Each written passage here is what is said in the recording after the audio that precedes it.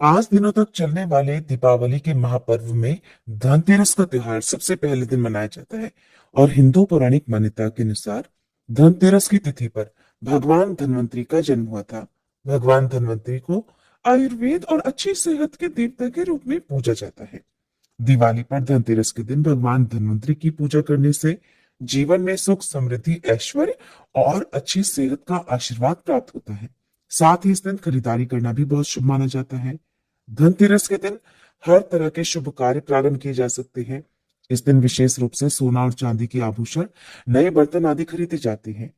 धनतेरस के दिन इस प्रकार की विशेष चीजें खरीदने पर माँ लक्ष्मी जी का आशीर्वाद मिलता है। ऐसी मान्यता है कि धनतेरस के दिन हम जिस भी वस्तु की खरीदारी करके लाते हैं उसमें 13 गुना की वृद्धि होती है।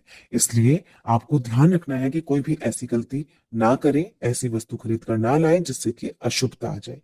तो धनतेरस के दिन ये चीजें कौन सी है, आपको इन 13 विशेष चीजों में से आपको कुछ ना कुछ वस्तुएं खरीदनी ही चाहिए।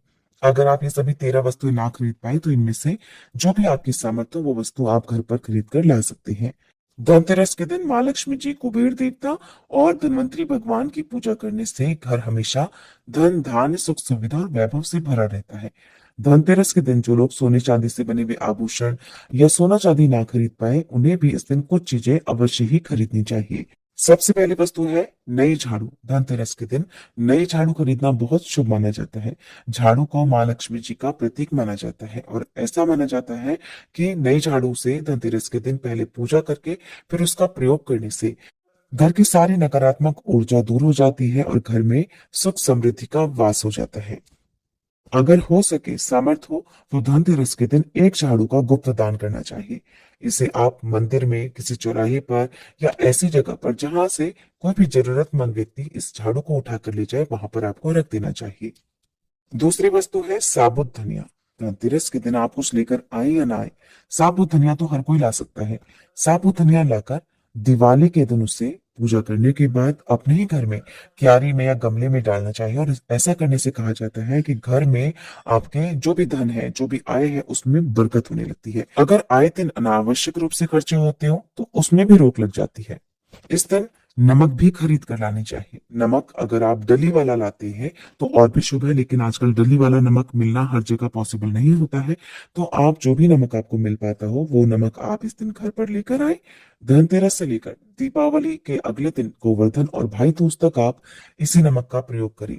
और इन 5 दिनों तक लगातार आपको नमक का पोछा भी घर में लगाना चाहिए। ऐसा करने से एक तो दरिद्रता दूर हो जाती है और घर से नकारात्मक ऊर्जा भी दूर हो जाती है। चौथी वस्तु जो आपको घर पर लानी चाहिए वो है गोमती चक्र। कहते हैं कि जिस घर में गोमती चक्र होता है वहां सुख, सौभाग्य और समृद्धि की वृद्धि होती है। गोमती चक्र घर पर रखने से वास्तु दोष भी दूर हो जाता है। और अगर घर परिवार में किसी भी सदस्य में आत्मविश्वास की कमी हो तो धनतेरस के दिन गोमती चक्र लाकर उनके हाथ से पूजा करवाकर फिर बाद में आपको इन गोमती चक्र को अपने मंदिर में या फिर धन रखने के स्थान पर आपको रख देना चाहिए। ऐसा करने से जो भी संबंधित परेशानी है वो दूर हो जाती है। आपको ये सारी वस्तुएं मार्केट में पूजा वाली दुकान में बहुत आसानी से मिल जाएंगी। पांचवी वस्तु है कौड़ियां। कौड़ियां आपको सफेद, भूरी, पीली या चितकबरी मिल जाएंगी, लेकिन आपको जो कौड़ियां लानी है वो या तो सफेद लेकर आए या फिर पीले रंग की कौड़ियां लेकर आए। कहते हैं जिस घर में कौड़ियां होती है वहां पर माँ लक्ष्मी जी हमेशा वास करती है। कौड़ियां माँ लक्ष्मी जी को आकर्षित करती है, इसलिए आज के दिन आप 5, 7, 11 या 13 कौड़ियां लाकर आप चाहे तो धनतेरस की शाम को या फिर दीपावली की रात को इनकी पूजा करके, रोली, अक्षत, कुमकुम अर्पित करके फिर एक लाल कपड़े में बांधकर आपको अपने घर में जहां पर भी आप धन रखते हैं वहां रख देना चाहिए। हर साल आप इन्हीं पुरानी कौड़ियों की पूजा कर सकते हैं। हर साल आपको कौड़ियां खरीदने की आवश्यकता नहीं है। यदि आप नई कौड़ियां खरीदना ही चाहते हैं तो पुरानी कौड़ियों को आप जल में प्रवाहित कर दें। छठी वस्तु है श्रीयंत्र। श्रीयंत्र खरीदते समय देख लीजिएगा कि उस पर सभी चिन्ह, सभी जो भी निशान होते हैं वो अच्छे से अंकित होने चाहिए। श्रीयंत्र जिस घर में होता है, नियमित रूप से श्रीयंत्र की पूजा जिस घर में होती है वहां पर भी कभी धन का अभाव नहीं रहता। श्रीयंत्र की उत्पत्ति को लेकर धार्मिक पुराणों में एक उल्लेख मिलता है कि एक बार महालक्ष्मी जी अप्रसन्न होकर पृथ्वी से वैकुंठ लोक चली गई। माता के रुष्ट हो जाने से धरती पर बहुत सारी समस्याएं प्रकट हो गई। ब्राह्मण और महाजन बिना लक्ष्मी जी के निर्धन हो गए। तब ब्राह्मणों में श्रेष्ठ वशिष्ठ मुनि ने निश्चय किया कि मैं लक्ष्मी जी को प्रसन्न कर पृथ्वी पर वापस ले आऊंगा। जब मुनि वशिष्ठ वैकुंठ में जाकर माँ लक्ष्मी जी से मिले तो उन्हें पता चला कि माँ लक्ष्मी जी तो अप्रसन्न है और वह किसी भी स्थिति में पृथ्वी पर आने को तैयार नहीं है। तब वशिष्ठ जी ने वहीं पर बैठकर भगवान विष्णु की आराधना शुरू कर दी। नारायण ने प्रसन्न होकर मुनि वशिष्ठ को अपने दर्शन दिए। वशिष्ठ जी ने श्री हरि विष्णु से कहा कि हम पृथ्वी पर बिना लक्ष्मी जी के बहुत दुखी हैं। हमारे सारे आश्रम उजड़ गए, धरती पर वैभव खत्म होने वाला है। ये सुनकर भगवान विष्णु वशिष्ठ मुनि को साथ लेकर माँ लक्ष्मी जी के पास गए और उन्हें मनाने की कोशिश की, लेकिन फिर भी माँ लक्ष्मी जी नहीं मानी। तब उन्होंने कहा कि मैं किसी भी स्थिति में पृथ्वी पर वापस जाने को तैयार ही नहीं हूँ। जब चारों दिशाओं में माँ लक्ष्मी जी के पृथ्वी पर वापस न आने की बात फैल गई, तब देवताओं के गुरु बृहस्पति जी ने एक युक्ति सुझाई। उन्होंने कहा कि अब श्री यंत्र साधना ही एकमात्र उपाय बचा है, जिससे माँ लक्ष्मी जी को धरती पर आना ही पड़ेगा। गुरु बृहस्पति जी के निर्देशों से श्री हरि ने धातु पर श्री यंत्र का निर्माण किया और उसे मंत्र सिद्ध प्राण प्रतिष्ठा युक्त करते हुए दीपावली के 2 दिन पूर्व धन त्रयोदशी को श्री यंत्र पर स्थापित करके विधि विधान से उसका पूजन किया। पूजन समाप्त होते होते माता लक्ष्मी जी को वहां आना ही पड़ा और वे बोली कि मैं किसी भी स्थिति में यहाँ आने के लिए तैयार नहीं थी, ये मेरा प्रण था, परंतु बृहस्पति जी की युक्ति से मुझे आना ही पड़ा। श्रीयंत्र मेरा आधार है और इसी में मेरी आत्मा भी बसती है। यही कारण है कि धनतेरस के दिन श्रीयंत्र खरीदना चाहिए और अपने घर में स्थापित करना चाहिए। 7वीं वस्तु है 7 मुखी रुद्राक्ष की माला या फिर 7 मुखी रुद्राक्ष। अगर आप धनतेरस के दिन 7 मुखी रुद्राक्ष को घर पर लाते हैं और फिर उसकी विधि विधान से पूजा करते हैं, या भगवान शिव की पूजा में आप इस रुद्राक्ष को प्रयोग करते हैं, किसी भी मंत्र का जाप करते हैं, तो उससे भी आपके घर में कभी परेशानी नहीं आती, किसी प्रकार का कोई अकाल मृत्यु का भय नहीं रहता। क्योंकि दीपावली दियों का त्योहार होता है और इस दिन अपने घर में अपनी सामर्थ्य के अनुसार दीपक जलाए जाते हैं। धनतेरस के दिन भी दीप जलाने चाहिए अगर आप चाहते हैं आपके घर में साक्षात माँ लक्ष्मी जी का वास सदा बना रहे, पूरे वर्ष भर आपके घर में धन की कोई कमी ना रहे, आपको कभी कर्ज लेने की नौबत ना आए। तो ऐसे में धनतेरस की शाम को आप 13 दीपक घर के अंदर और 13 दीपक घर के बाहर जलाएं। ऐसा करने से भी माँ लक्ष्मी जी का आशीर्वाद प्राप्त होता है। और धनतेरस के दिन 8वीं जो वस्तु है वो आपको मिट्टी के दीपक जरूर खरीद कर लाने चाहिए। मिट्टी के दीपक आप अपनी सामर्थ्य के अनुसार खरीद कर ला सकते हैं। अगर हो सके तो किसी जरूरतमंद को, जहां पर धन का अभाव हो, ऐसे घर में आप मिट्टी के दीपक का तेल सहित और बाती सहित रुई सहित दान भी कर सकते हैं।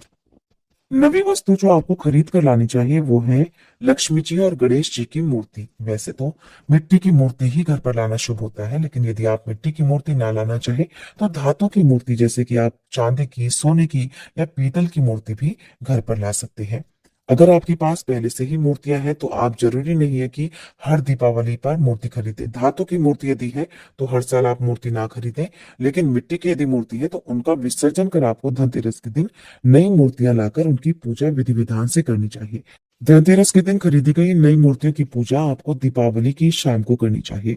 धनतेरस के दिन आप भगवान गणेश और माँ लक्ष्मी जी की जो मूर्ति खरीदें, वो खरीदते समय ये ध्यान रखें कि दोनों मूर्ति अलग अलग होनी चाहिए और दोनों ही मूर्ति में भगवान गणेश और लक्ष्मी जी बैठी हुई मुद्रा में हो। खड़ी हुई मुद्रा में लाई गई जो मूर्तियां होती हैं वो उग्र स्वभाव की और चंचल मानी जाती हैं। अगर आप खड़ी मुद्रा वाली मूर्तियां लेकर आते हैं तो ऐसे में धन का भाव आपके घर में लगातार बना रह सकता है। और आपको ध्यान रखना है कि जो मूर्तियां आप लेकर आए वो कहीं से भी खंडित ना हो, टूटी भी ना हो। गणेश जी की प्रतिमा खरीदते समय ध्यान रखें कि उनकी जो सूंड है वो बाईं तरफ मुड़ी हुई हो और उनका वाहन मूषक भी उस मूर्ति में जरूर बना हो। और भगवान गणेश के एक हाथ में लड्डू या मोदक भी होना चाहिए। और माँ लक्ष्मी जी की जो मूर्ति है वो कमल के फूल पर विराजित होनी चाहिए और उनके हाथ में सिक्के हो या फिर सिक्के गिरने वाली अवस्था में हो। ऐसी मूर्तियां घर पर लाना बहुत शुभ होता है। बहुत से लोग आज के दिन उल्लू पर विराजमान मूर्ति या फिर तस्वीर घर पर लेकर आते हैं, लेकिन आपको हाथी या फिर कमल के फूल पर विराजमान लक्ष्मी जी की मूर्ति या तस्वीर ही घर पर लानी चाहिए।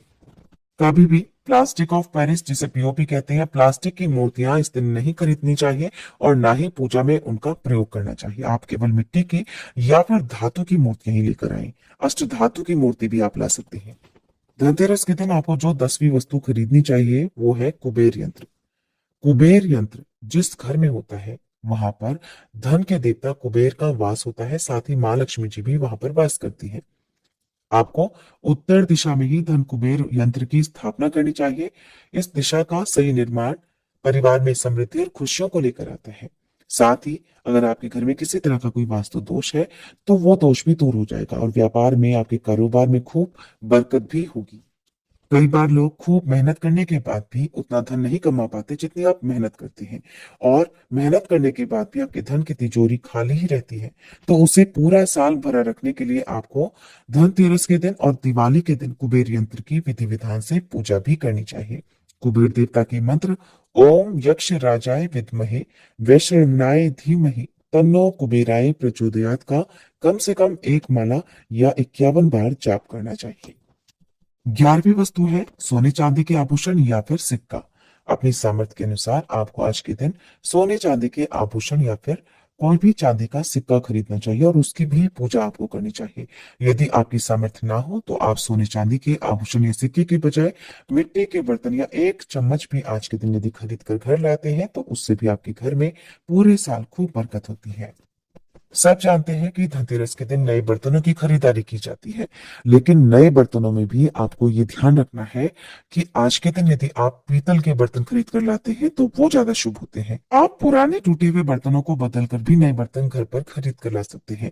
जिसकी यदि सामर्थ्य बर्तन खरीदने की ना हो तो उन्हें आज के दिन केवल पूजा से संबंधित जो भी सामग्री है वो खरीद कर घर लानी चाहिए। ऐसा करने से भी आपको धन कुबेर भगवान और माँ लक्ष्मी जी का आशीर्वाद प्राप्त होता है। जिसकी अगर सामर्थ्य हो तो वो अपनी सामर्थ्य के अनुसार इस दिन कुछ भी चाहे वो खरीद सकता है।